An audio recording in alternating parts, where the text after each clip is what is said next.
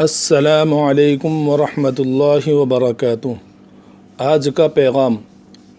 نبی کریم صلی اللہ علیہ وسلم نے برائی کو ذکر کرتے ہوئے ارشاد فرمایا کہ جو شخص جھوٹ اور کذب بیانی چھوڑ دے گا، رب ذوالجلال اس کے لیے جنت کے کنارے محل تعمیر کرے گا اور اس کو ایسی نعمتیں عطا کی جائیں گی کہ جن کا تصور بھی اس کے ذہن میں نہ آیا ہوگا۔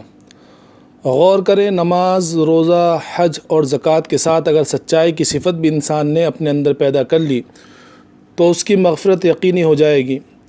نبی کریم صلی اللہ علیہ وسلم ایک روایت میں سچ کے فائدے اور جھوٹ کے نقصانات ذکر کرتے ہوئے ارشاد فرماتے ہیں، عن عبداللہ بن مسعود رضی اللہ تعالی عنہ قال قال رسول اللہ صلی اللہ علیہ وسلم علیکم بالصدق فإن الصدق يهدي إلى البر وإن البر يهدي إلى الجنة وما يزال الرجل يصدق ويتحرى الصدق حتى يكتب عند الله صديقا وإياكم والكذب فإن الكذب يهدي إلى الفجور وإن الفجور يهدي إلى النار وما يزال الرجل يكذب حتى يكتب عند الله كذابا۔ ترجمہ۔ حضرت عبداللہ بن مسعود رضی اللہ تعالیٰ عنہ سے مروی ہے کہ نبی کریم صلی اللہ علیہ وسلم نے ارشاد فرمایا، تم سچائی کو اپناتے رہو کیونکہ سچائی نیکی تک پہنچاتی ہے اور نیکی انسان کو جنت تک پہنچا دیتی ہے۔